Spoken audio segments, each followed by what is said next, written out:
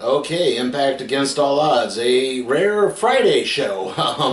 Yeah, usually you get the super shows on either Saturday or Sunday. In this case, we get it a day early, probably because of the holiday weekend. Although their next show is also on a Friday, so who knows. Anyway, we open things up with kickoff show matches. The Laredo Kid versus Black Taurus of Decay with Crazy Steve. Right off the bat, Laredo Kid tried to get some roll-ups in. Eventually, Taurus came back. He hit kind of a big power slam type maneuver. Laredo Kid did manage to counter a torture rack into a crucifix bomb. He then went for a cross-body type maneuver, only to get speared with...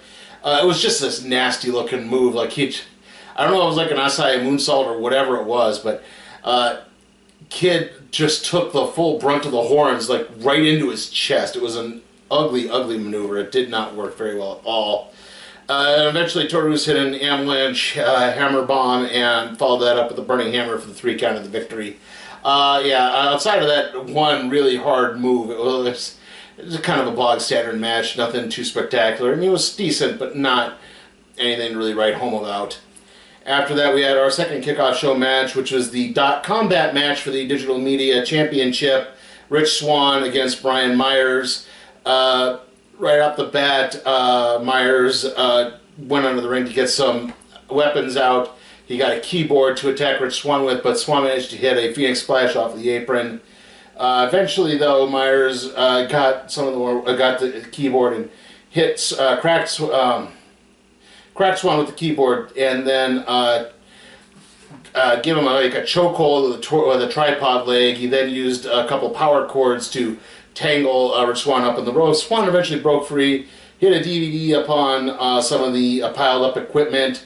Looked like Swann was getting things going. He went for a big crossbody from the outside of the ring, only for Myers to crack him with, I believe it was a computer monitor, and then Myers hit his what was it called? The roster cut lariat for the 3 count and the victory to make himself the new digital media champion. And this was a really good match. I think it did a good job telling the story.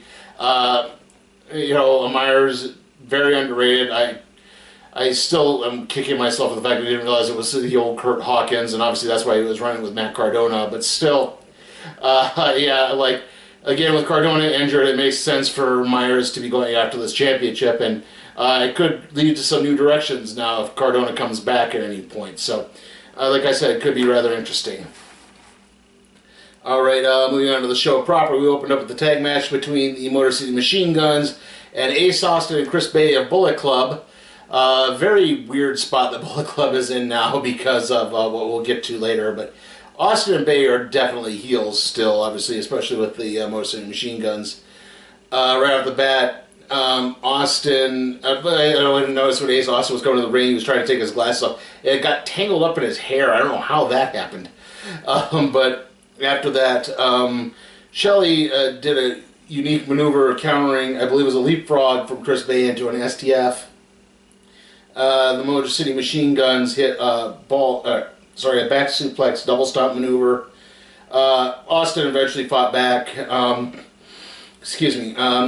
The heels really did dominate this match throughout most of it, but most of my notes are for Alex Shelley, who came back. He threw Bay into the Chris Sabin cord, which didn't really prevent him from making a tag. Eventually, the Motor City Machine Guns hit a missile drop kick into a double flatliner. Austin broke up their finishing maneuver, but eventually they hit their sort of swinging power slam type maneuver for the 3 count and the victory. So yeah, the Motor City Machine Guns kind of pull off the upset here. Like I said, I don't know what exactly both clubs' standing is within Impact now that they're slowly all migrating over to AEW. and obviously back to Japan where they can travel a little bit more. So, yeah, again, don't know entirely what's going on there, but again, it's definitely shaping things up, and it's nice to see the Motor City Machine Guns back together again. I don't know if I need them going after like the tag titles or anything, or just starting as a good tag team fodder for right now, but still, definitely putting on a great match to start things off. Okay, we have Knockouts tag team action coming up next with Mickie James and Mia Yim taking on Chelsea Green and Deonna Purrazzo. Early on, Yim caught Green with a... They played basically all four women brawled in the ring. Yim hit a kind of Pele kick onto Green, followed by both women, both Purrazzo and Green being mounted up in the corner so that James could hit a cannonball. But Purrazzo came back and hit a cheap shot to Yim and helped the heels gain an advantage. Eventually, James got tagged in and hit Purrazzo with a Fez press. But Purrazzo and Green kind of came back and began double teaming James on a regular basis. Yim got the hot tag and hit, Purrazzo charged into the ring post and then enabled James to get the hot tag, sorry. But eventually, they tried to get up for a kind of stereo splash type maneuver on Chelsea Green, but Purrazzo broke that up and instead,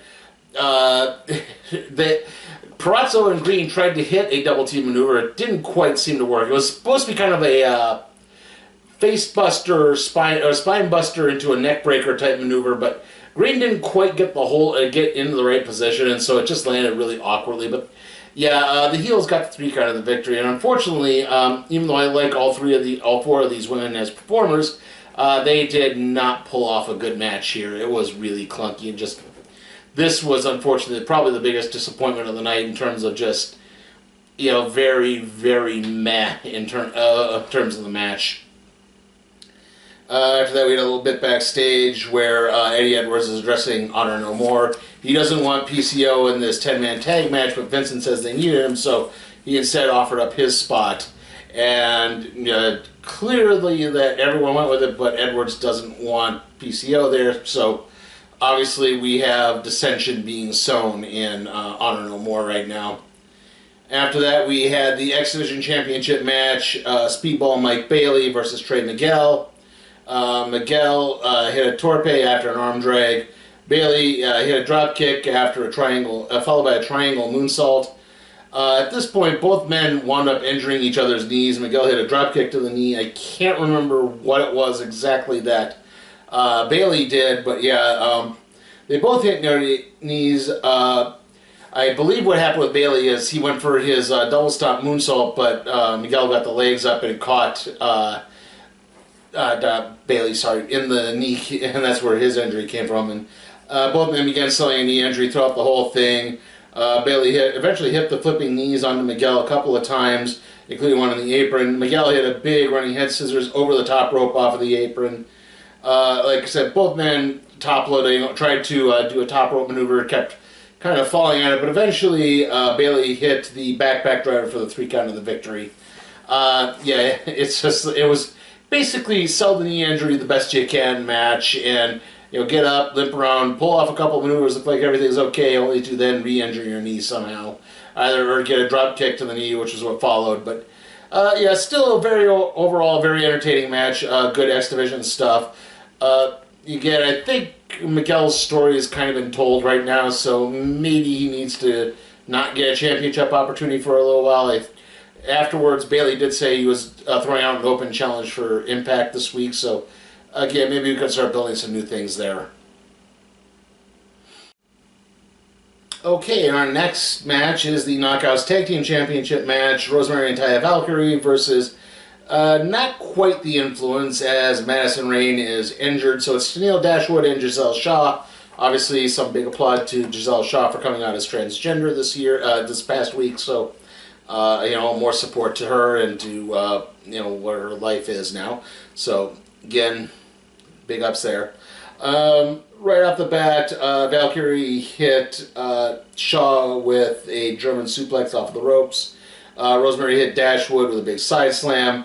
Dashwood came back and cheap shot at Valkyrie and got a neck breaker through the ropes. Shaw hit European uppercut. At another point, she hit kind of a not quite corkscrew splash, but sort of a spinning she jumped off and spun in the air and landed with a headbutt onto, I believe it was Rosemary's knee, trying to get a cheapo victory, but it didn't quite happen.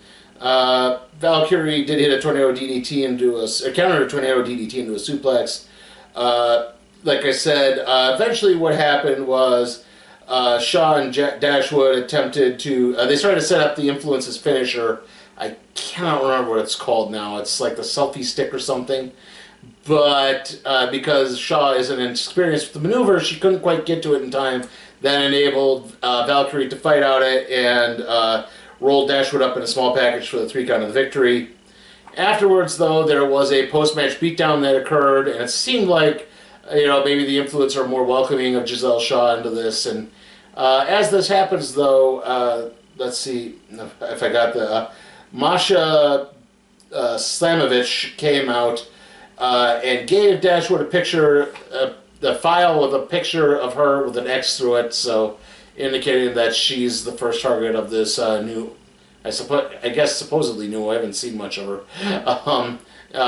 Knockouts performer in Impact, so be interested to see where exactly that goes. The match itself, again, it was kind of fine. I think unfortunately both women's tags matches were pretty flat, just didn't quite seem to get the chemistry going on all of that, but still, not a bad match. I would definitely put it ahead of the Perazzo Green James Yim match, but still, I think there was a lot of room for improvement.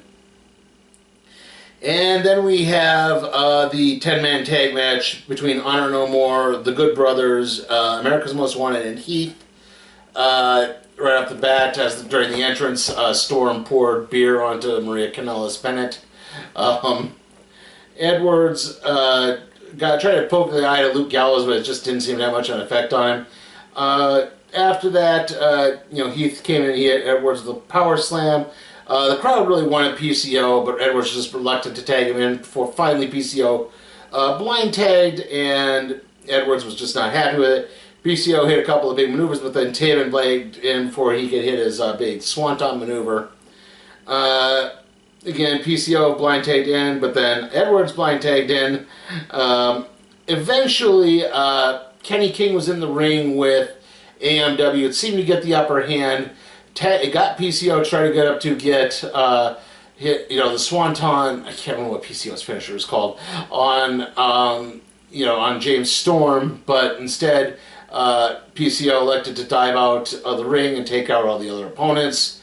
And that enabled AMW to get the death sentence for the 3 count of the victory.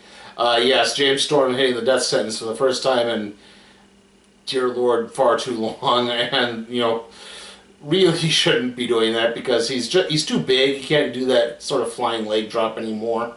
It just looks really dangerous now. Yeah, so the good guys win again. Obviously, more dissension being sown in Honor No More. I don't know where exactly this is going. Again, the match itself was a little standard. I think there was just a little too much going on. I do like the idea of finally working PCO into this again because PCO is over. He is the guy that people seem to care about, and it does seem like Honor No More actually lost a lot with Eddie Edwards being in charge now.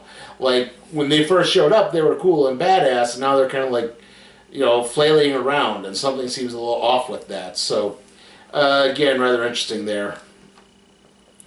After that, we have the Ravens Clockwork Orange House of Fun match between Moose and Sammy Callahan.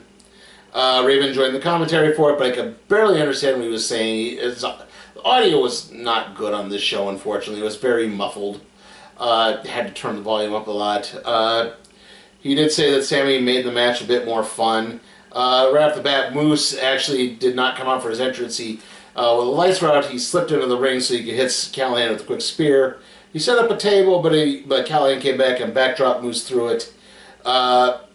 Moose shrugged off a chair shot and hit a big pump kick.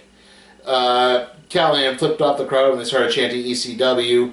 Callahan hit a DVD and Death Valley Driver into a chain link fence.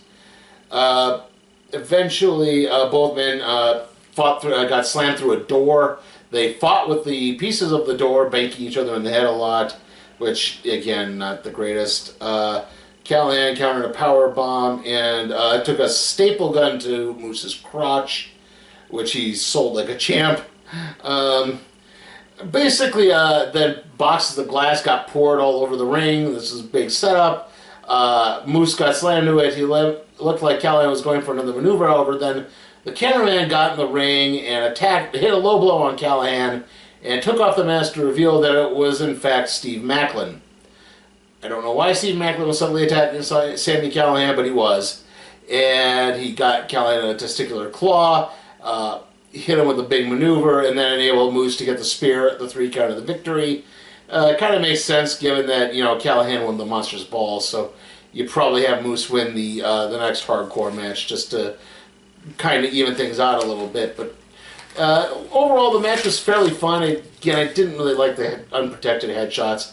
Yeah, they weren't too vicious. Like, the doors were really rigged and soft, so it wasn't horribly hard, but still, you really shouldn't be doing stuff like that anymore. We've got to move beyond that. Also, there was one point in the match where Callahan tried to get some effect by blading himself, and nothing happened. He just wiped across the piece of glass, and nothing came out. So, yeah, weird little moments in this.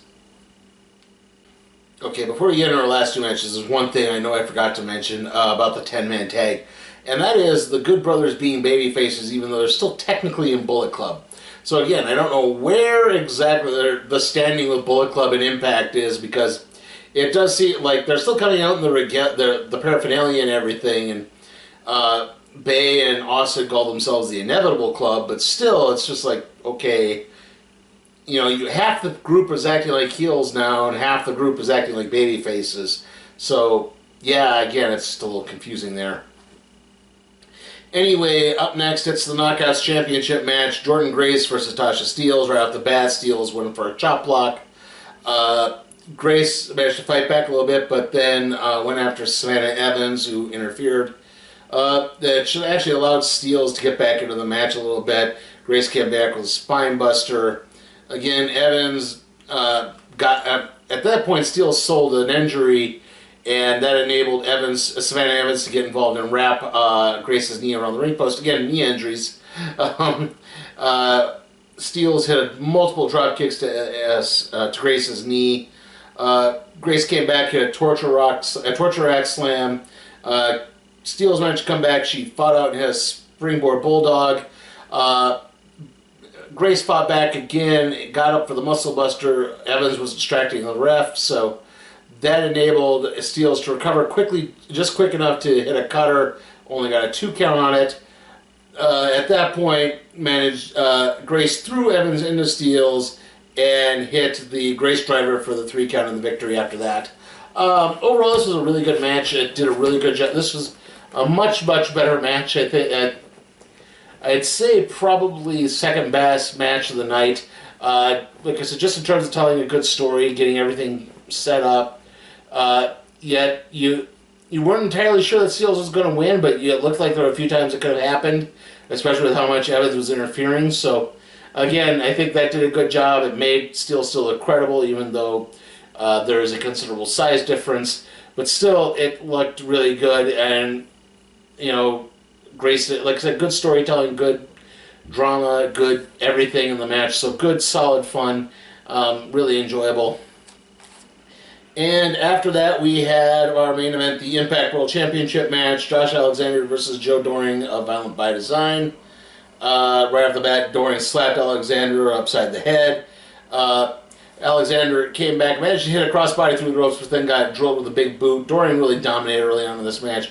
He would hit a slam, he would hit an elbow, he would do this kind of rebound elbow drop off the ropes a couple of times. He kept hitting clubbing lariats to the back of Alexander's head. Alexander didn't manage to use the ropes to get a quick German suplex. He then followed up with the Northern Lights. Alexander, he came back here, superplex, tried to get into the ankle lock, but Diener sort of distracted the ref, so that couldn't quite happen. Doring got back. He had another big clothesline to the back of the head. Doring did hit his Chain of Sorrow lariat, but only got a 2 count on it. Doring went for the Revolution Bomb, but Alexander fought out of that, got on an ankle lock. Doring just powered out of the ankle lock, even though it was a grapevine and should have been locked in at that point. but still Doring was just too strong. He went for another Revolution Bomb, but Alexander got out of it, kicked Doring in the ankle just enough to get the C4 spike and the victory. So, again, Josh Alexander retains, and the show kind of went off the air after that. They didn't build to any future angle. No sudden Eric Young appearance or any other future opponents. So, don't know exactly where this story is going. It definitely Doring came across as obviously Doring was a credible threat to win the championship, but he definitely looked like he was going to win this at several points. It's like, did they really pull the trigger here and not wait for like Bound for Glory or something? Or, if we're going to power through on that? Or still, he came across as a very credible threat. Very entertaining, very good. Definitely the match of the night. Solid, good storytelling, good drama. Alexander winning again. Alexander is one of the best things in wrestling. Josh Alexander is up there, one of the best things in wrestling. I do kind of, like I said, I keep waiting for Alexander and MacLeod to hopefully face, because I think that would be a really good storyline. But right now, I guess they're not doing that. Still, again, definitely good things happening in Impact Wrestling.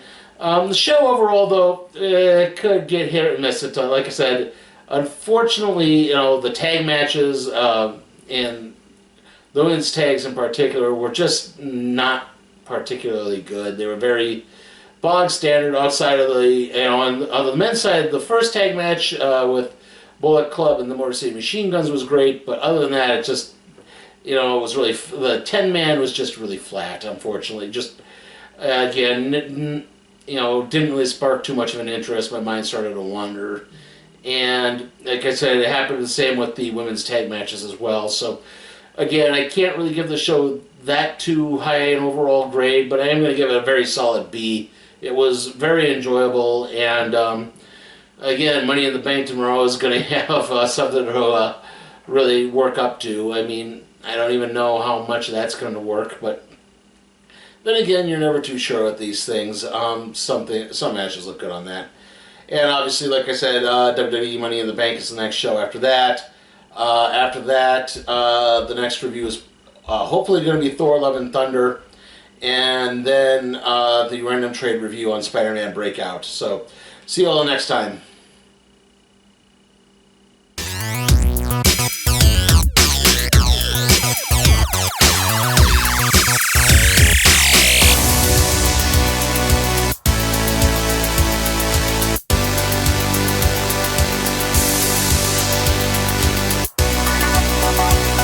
Hey guys, remember to check out my Patreon at patreon.com/SleepyTimeForCat Productions, where you can help me expand my wrestling coverage to stuff beyond WWE, NXT, and the occasional AEW free show.